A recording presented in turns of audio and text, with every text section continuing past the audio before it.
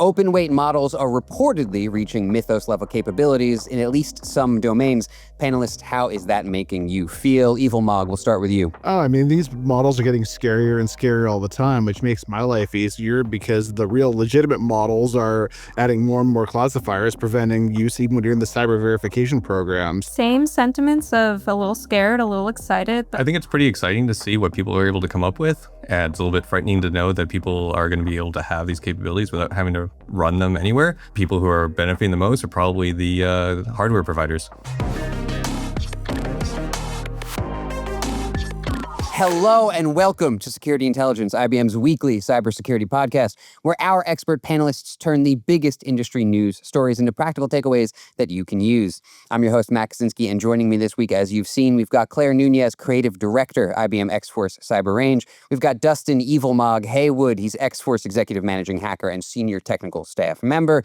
And Ian Malloy, Department Head Security Research. Plus, later in the show, Brent Holden of Red Hat is going to join us again to chat about the latest developments with Lightwell. That's IBM and Red Hat's new offering tackling vulnerabilities in the open source infrastructure that powers much of our current IT reality. But before that, we're also going to be talking about CISA's new model for patch prioritization and vibe hunting, vibe coding's cybersecurity cousin. But first, we are talking about GLM 5.2.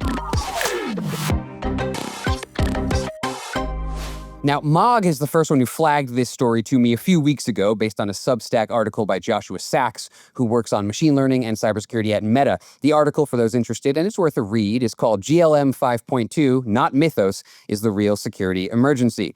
Listeners might recall that we referenced GLM 5.2 last week as well. This is the open weight model from Chinese firm Z.ai that is said to have those Mythos-level capabilities. Sachs notes that at the same time that we're locking down our frontier models, restricting access, applying guardrails, attackers are getting their hands on these unlocked open models, and that can create a kind of dangerous imbalance in the landscape. Here's a good quote I like from his article. "The problem isn't to put the AI genie back in the bottle, it's to make the genie ubiquitous across defender networks, hardening our positions before the cyber attack world has its own Claude Code automation moment." Now, as I mentioned, Evil Mog, you were the first one to bring this to my attention, so I want to open up with you. What was it about this story that caught your attention, and why'd you flag it for the show? What are you thinking about? This is inevitable. Now, the thing to understand, though, is these GLM 5.2 model requires 8 H100s. That's a lot of compute. But with quantization, you can get it down tinier. You can fit them in these small 128 gig RAM systems like the DGX Spark. So the capability is getting out of there. Now, GLM 5.2 on its own isn't exactly that terrifying from a cyber perspective, but it's the obliterated models and the extraction models with the modified weights that make this deadly, because if you disable its refusal techniques, then it's going to get more evil. That makes a lot of sense to me. Ian, how about you? I'd like to hear you kind of elaborate, especially I remember you had mentioned up top, thinking about how the hardware providers might also stand to benefit a little bit here. Walk through some of your thoughts for us, please. Well, I guess a couple of things. I mean, one, I don't know if you've ever had to have like a Mythos model to find vulnerabilities. My team's been quite successful using much smaller models, a little bit, creative, how you prompt them to be able to kind of come up with and finding and explain the vulnerabilities. I think Mythos was, kind of a game changer there, but it's not an absolute requirement. There are lots of people who have actually been able to replicate some of these different results. What I will say is that if everyone's going to be trying to run, with these very, very large models, you can quantize it, but 8 H100s, H200s. I don't have that in my basement. I can't acquire it. I'm not sure what the lead-in time for that is. But again, they're the ones that are definitely kind of benefiting here. If you can just like burn more tokens, like that is benefiting the model providers, the hardware providers, things on those lines. But the scary thing is when you can do that level of compute of creating those vulnerabilities from much, much, much smaller models. And so as we are able to like distill it down or actually better prompt the models or, remove, some of the guardrails, or you kind of isolate that offensive capability, that's where things will actually become quite scary. Well, yeah, things like Quen, Mythos, there's a few of the other scary ones coming out. Seems I'm seeing every other day there's something new that's downright terrifying that fits on a tiny little like MSA too. Yeah, and I think that that's a really good point that you both bring up there about like the shrinking of the models, because I think there's a tendency, and I fall into this too, which is that you treat each one of these things like it is the event instead of like the part of a chain of events, right? And so it's like, yeah, maybe GLM 5.2 is scary, maybe it's not, but like as they get smaller, that opens up these new possibilities. And I think it's worth looking at that as much as we're looking at the current state of things. Claire, let me bring you in here. What are your thoughts? How are you feeling about GLM 5.2, these open weight models showing up real powerful? What's your take?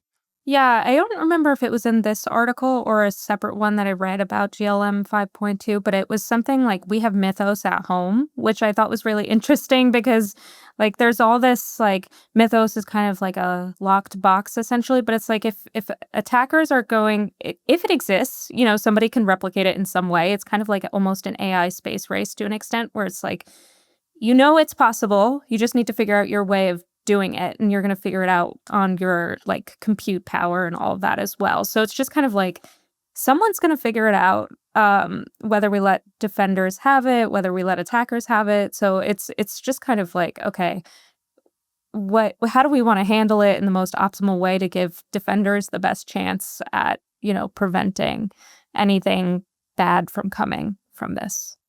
I got a problem with a couple statements in there. Whether we let, whether defenders get, whether attackers get, they've already got it. I mean, it's already out there, and there is no putting this genie back in that bottle. So it's either you annoy people like me with controls, or I'll start using all the other systems. Like, here's an example. I had the Opus 4.8 working perfectly under cyber use cases for ages, up until 24 hours ago, and all of a sudden, even the mere mention of a fuzzer turned me into blocks. People are going to start working around this, about either legit researchers or defenders, and soon the only option is going to be an open weight model. So I think our chance to control things has gone the moment we declared these as export control weapons, and the U.S. started stopping the export of real frontier models. That is the kind of question that we face now, right? And Claire, this phrase that you used, AI space race, I think that kind of sums it up, right? Because it's like, look, we can put guardrails on certain things, but as Mog pointed out, it's not really up to us who gets them. It reminds me of something that Jeff said last episode, which is that like safeguards are great, but those are for the good guys. They're not for the bad guys. The bad guys are bad guys because they don't follow the safeguards in the first place, right? And so you have this real danger of ending up in a place where like, we have to make these models safe, but are those safeguards interrupting the work of cybersecurity defenders? It's tough to figure out how we do that. So shifting gears a little bit, and I'm not saying we're going to figure it out on this episode right here live, but like it does leave me wondering, so what's the so what for us, right? Like we can't control open models the same way we control other models. We can't put safeguards on that kind of thing. They're open. So like, what does it mean for us? What do we do? And Ian, I want to bring you in here. Do you think anything changes for defenders right now immediately, or is it still just kind of a game of watching how things play out? What are you seeing? Well, it's kind of hard to say because, I mean, the defenders can also use the same models that the attackers can use. Like they can download GLM, we can download it, we can run it. They do have access to things like Mythos, to Glasswing, through Mythos Preview, through Daybreak, the latest GPT models.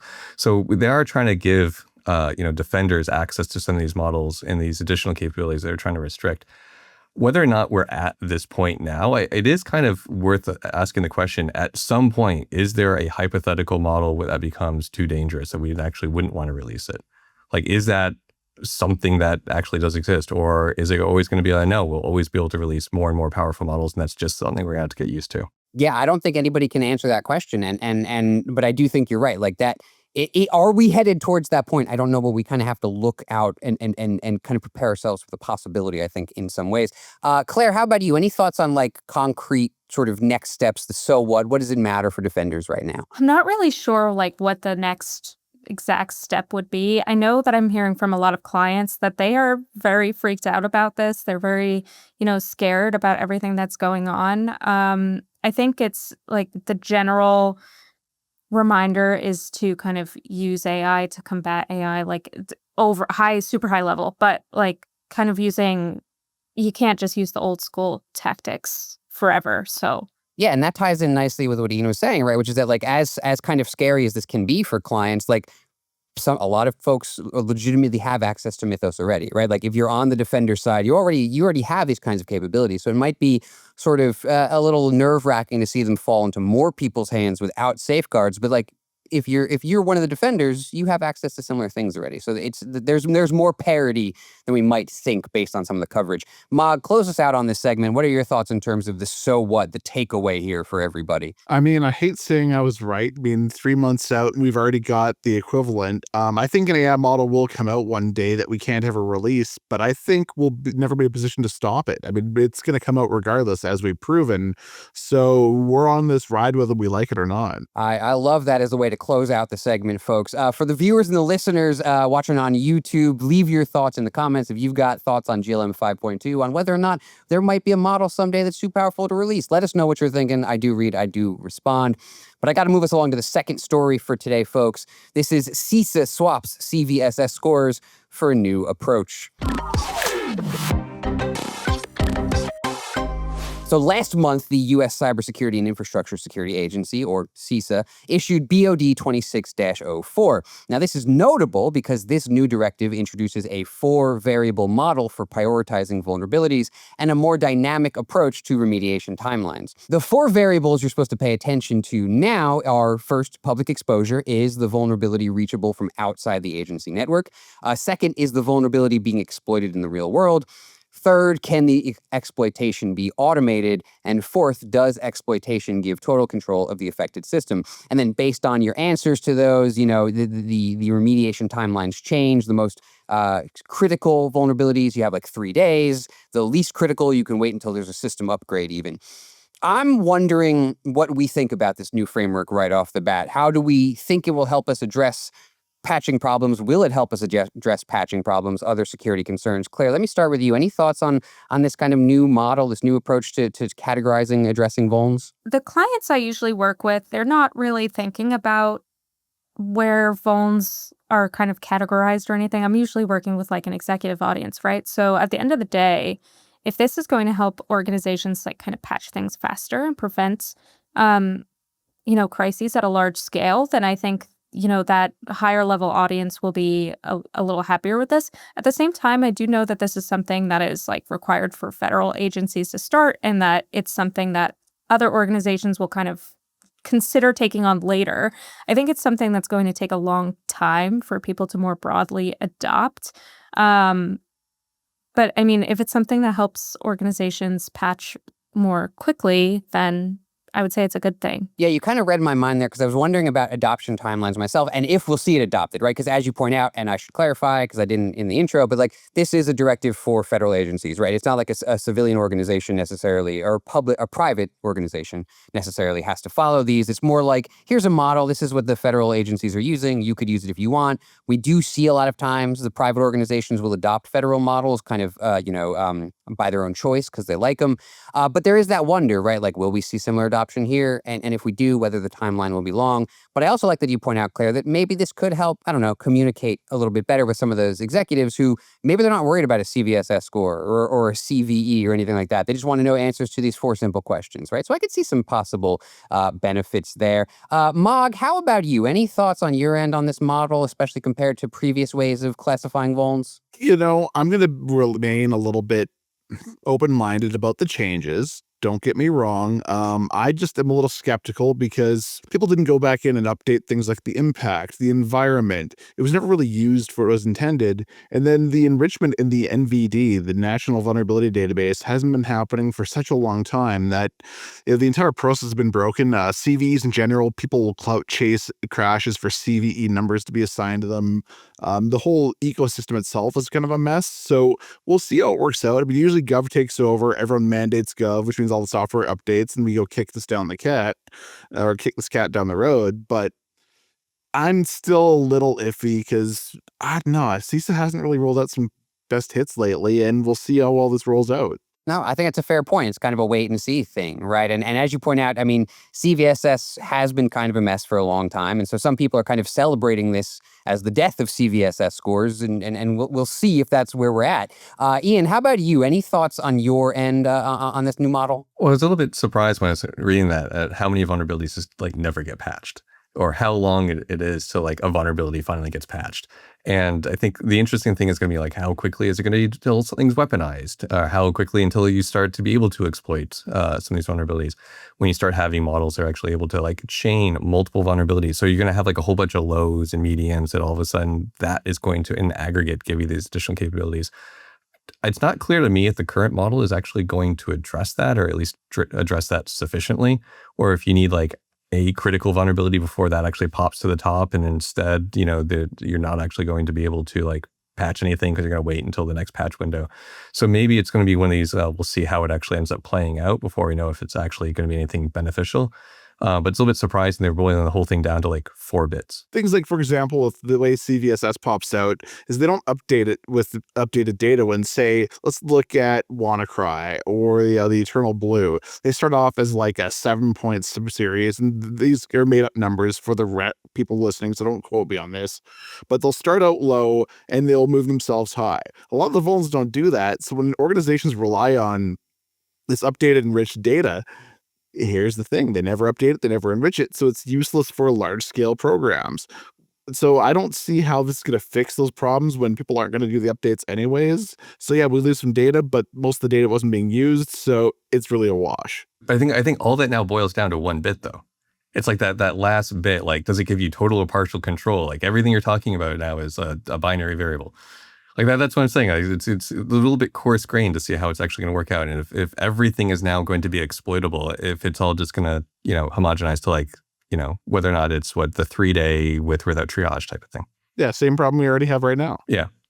We haven't addressed the resource allocation problem. People can't actually patch things sufficiently quickly. I think that's kind of where I wanted to head next, given how this conversation has evolved here, right? It's like, look, we've talked about maybe some of the potential benefits of a model like this and how maybe it can help make some decisions, maybe it can help communicate certain things to certain stakeholders, and I want to give it credit for that. But there is, first of all, it sounds like there might be something that's maybe lost when we, as you said, Ian, I like how you put it, kind of boil it all down to 4 bits, right? Is there certain information that's not getting captured by that? And I think that's worth thinking about. And then, does this address the kind of big pain point of like, okay, great, now we know how fast we have to patch this thing.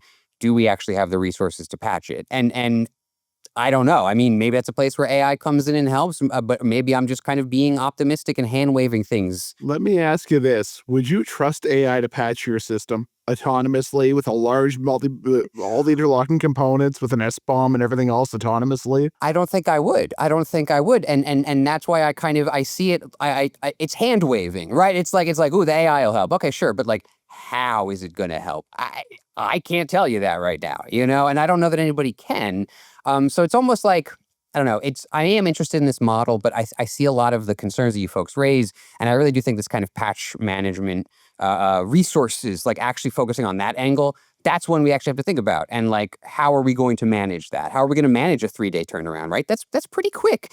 And as folks have already pointed out on the panel, a lot of stuff never gets patched. And now we're saying certain things have to get patched in 3 days. I don't know. It's not just patching in 3 days. I think it's patching, and then if you hit that other criteria, it's all of the forensics also has to happen in 3 days. I think that's a really good point. You're right. Speedy. I don't know. I do think, if for the agencies adopting this, obviously there's going to have to be a lot of thought about how they do this. And for organizations adopting this, there's also going to have to be a lot of thought about how realistic, can it be realistic? Maybe it's going to be the kind of thing where when this model hits the reality, some of this might change, right? Like this might be the kind of thing that sounds good, very good in a boardroom, and maybe less good in practice.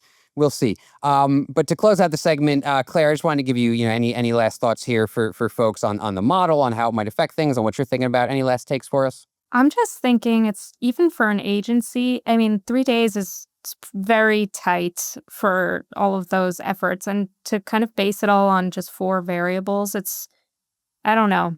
Is it good for an audience that doesn't necessarily know the ins and outs of all these technicalities? Sure. But do they really need that? I don't know. So it just feels like it's going to be a struggle for, a lot of agencies and commercial organizations too. I think this is developing into the theme of this episode, is kind of like, we'll see, we'll see if where GLM 5.2 goes. We'll see where this model goes. And I think the next story, honestly, too, is also kind of going to be a we'll see story, right? Because I want to talk to you folks next about vibe hunting. Vibe hunting is basically the threat hunting equivalent of vibe coding, right? So like, instead of doing the hunting yourself, you kind of make a plan and pass it off to an AI that carries it out for you. And it seems to me to be having a moment. Maybe this is just my feeds and the people I follow on LinkedIn, but I feel like I've seen a lot of vibe hunting talk recently.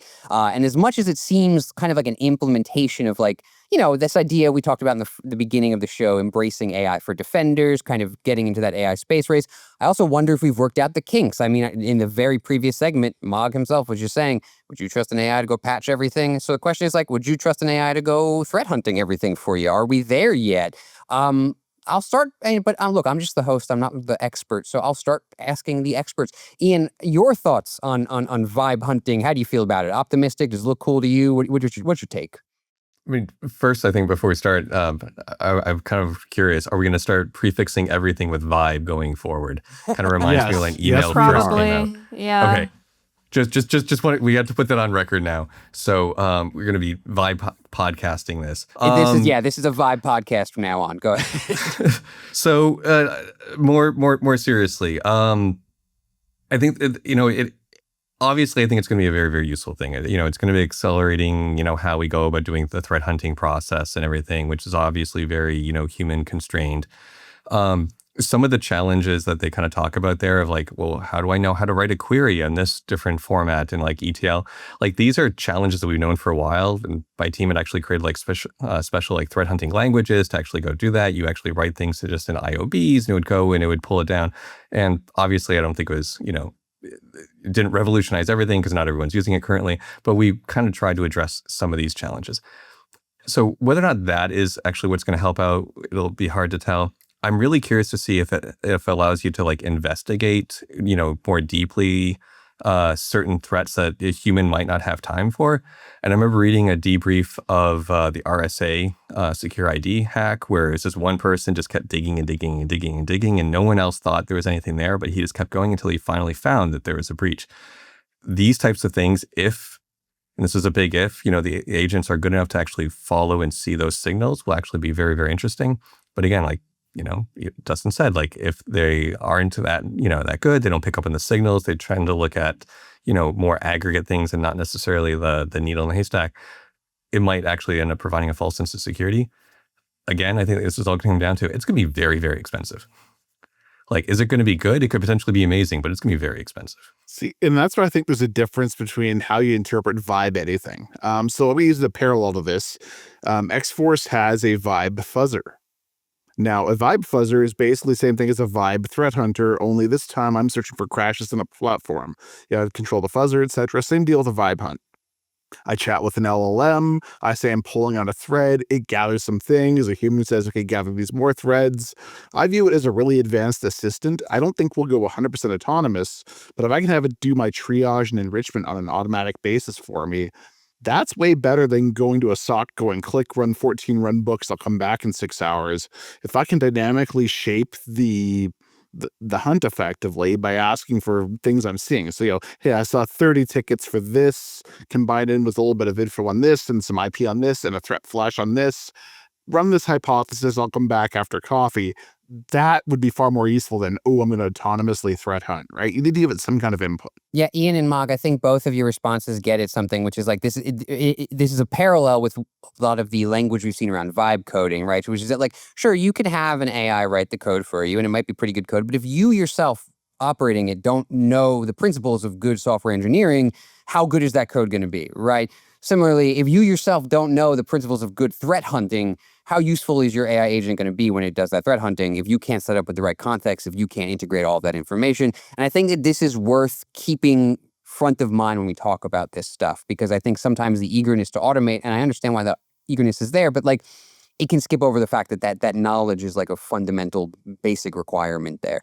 Claire, let me bring you in here. Any thoughts on your end in terms of, what you're seeing with the conversation around vibe hunting? You excited about it, scared, interested? What's your take?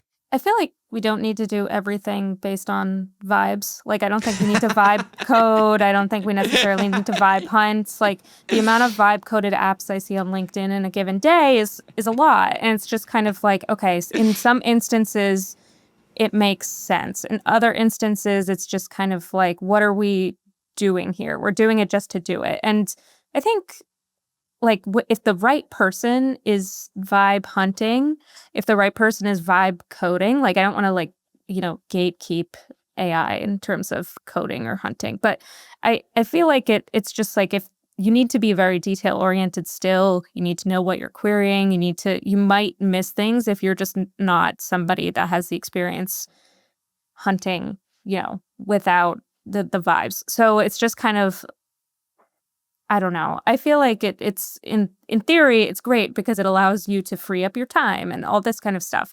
In actuality, there's so many little details that kind of make that not a reality right now. So I just think you'd probably miss a lot. But I think it would be helpful for somebody who, already knows what they're looking for and is just trying to automate specific tasks within that hunt. But then I guess that's not vibe hunting, because if you're vibe hunting, I guess the definition would be you're telling the AI to go do it. So I guess it depends how you define. I'd argue, though, that vibe hunting is still more useful than a SOC triage analyst manual clicking yes, no on tickets all night long. So if I'm going to use these people that all of a sudden I've automated triage and put them on level 2, I can wrap them in a little AI security blanket and say, go hunt things using the muscle memory you already have because we trained you for the last year. Go look into the basic things that you did, and that might make the people a bit better. So, I mean, is it really any different from arming a SOC with 40 plus people who just like stare at a ticket and close the alert? Well, that's the question, right? And that's where I'm kind of I'm wondering, is that like, is something lost? Is anything lost? Is it different when you do something like this? Ian, I wanna pose it to you. Like, do either my question about whether something is lost or Mog's question about how different is it? Any thoughts there? Like, what's your take? There's definitely going to be like a muscle memory that is lost after a certain point of time. So it'll be interesting to see some long-term studies if it's a big benefit short term, but then people become to rely on it too much, and like long term, do they kind of lose their feel? Would you be able to continue to do your job if suddenly we took away these tools? I mean, I think that's a legitimate question, and it's something that I worry about a lot when it comes to things like vibe coding, vibe hunting now, any kind of use of AI for some of this stuff. Sometimes I wonder, like, how do we keep that muscle memory going? Although it does remind me, in all fairness, not to be, to not be a total doomer about certain things. It does remind me of, I hosted an episode of MOE once, and I forget who said this. I think it was Martin Keene who said this specifically, which was that, like, look, there is a way in which AI can be a thing that atrophies those muscles, but if you're smart about it, you can actually use it to build those muscles up, right? Like, you can use it to make yourself even better, not just by offloading things, but even better understanding some of that cognitive work that you might be having it doing. So I try to focus on the optimistic use of it. But here's the good thing, right? Like, let's look at cursive. I don't use cursive anymore. I got rid of that skill for the ability to go type really fast instead. We're going to lose some skills, regain others. I don't care if I can go Google what an IP is attached to an ASN really fast, or I can just look it up using a bash script with some Python APIs. I think that's a really nice analogy, and I think it's a great place to kind of close out the panel for this week, folks. So I want to thank you so much for your time here today. But listeners, stick around, because next up we've got Red Hat's Brent Holden giving us an update on Lightwell. Brent, thanks for joining us. Back in May, you came on the show to chat about Project Lightwell, the precursor to this latest announcement. And now we've got the commercial launch of 2 Lightwell offerings. This is Lightwell Network and Lightwell Clearinghouse Premier. To start off, can you just tell us a little bit about what these offerings are? What's going on in Lightwell world? Yeah, sure thing. Boy, I can't believe it was May. It feels like it was last year in May. A lot has happened since then. So you're right, we GA'd 2 products. One full GA was Lightwell Network. The way I would frame the products is like I worked in manufacturing 20 years ago. I think I mentioned that in the last call. And when you run a facility, there's the assembly line, right, of like the thing that builds the widget. And then at the end of the line, there's the widget in a box, and you put that in a warehouse. So the Lightwell Network, what we GA'd fully was the warehouse. This is the place where all the things get put, all the libraries that you can go download. There's a mixture of Java and Python in there. There's also a mixture of what we put in there. Some of it was validated libraries that we basically aligned with the upstream community and said, well, here's what's latest in upstream. We're going to validate that and put that into the repo. And then there are these remediated libraries. Those are the previous versions that customers typically pin to, that they run in production, that we just got to go fix those, give them the updated patch and the updated or the previous version. Now, what we've been working on for the last, I'd say, 6 weeks or so has been primarily building the Lightwell engine. That's the thing that is the assembly line, right? So it's going to take in library reports. That's the cold rolled steel that comes in. That's the raw materials that we use to then put it through the assembly line, which when we first started was very manual. We were just trying to figure out the best way to create these libraries. At this point, it's like 99% automated with some AI assistance. And then at the end, we have this artifact at the end that then we can then push into the warehouse. So that's where we are. So I really love that industrial analogy you kind of spun up there, because I think when you talk about something like Lightwell, it can sound kind of abstract, right? Like, oh, we're securing open source software. Great. What does it actually look like? Well, now you kind of lay it out for us in a way that feels much more concrete. And this is all kind of positioned as part of an effort on IBM and Red Hat's end to kind of help build the trust infrastructure, as they call it, for open source's AI era. I was hoping you could say a little bit more about what exactly it means to build a trust infrastructure. What is that, and why do we need to build one in the first place? Oh boy, there's a lot to there that you probably didn't necessarily realize, because there's when you talk about the clearinghouse, there's just how do people report in when they find vulnerabilities? Are those vulnerabilities something that's novel and new? And how do we handle disclosure and embargo and all those sorts of things? What does the clean room look like? And how do we take that and validate what they've reported and then put it into the system? Can we check to see if something has been reported that looks novel, but it's actually related to something that we've already found previously? It's just maybe lower priority. So those are the types of things that we've been working on. I think the problem gets a lot bigger when you start talking about these other clearinghouse efforts. So you have these other clearinghouse efforts like Acretes, for example. There's other vendors in the mix. We have the European Central Bank is also starting to go through these motions, creating their own clearinghouse. The US government is going to be creating a clearinghouse for, who knows who's going to be part of that. And so what are the rules of interaction and the engagement? Who's actually remediating the thing? Who gets to report the thing, and how does that all work? I think we're still trying to figure all that out. So to answer your question, I think there's a lot of sort of open questions to answer it, basically around we know what it takes to run a clean room. We know what it takes to anonymize vulnerabilities and make sure that nobody's name is on them, and how do we run embargo and disclosure and things like that. But the tougher part becomes I would describe complexity as a communication network.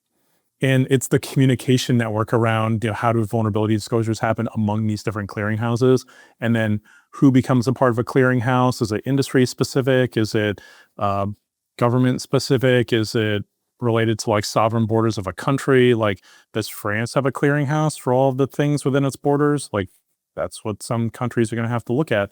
So it's all those types of problems that when you talk about running a trust infrastructure, there's just so much more to talk about related to that. No, absolutely. And I think it sounds like it's the kind of thing that, we're in a lot of ways, we're learning by doing, right? We're figuring out what that, like you said, we have to figure out who gets to report these things, who gets trusted in these areas.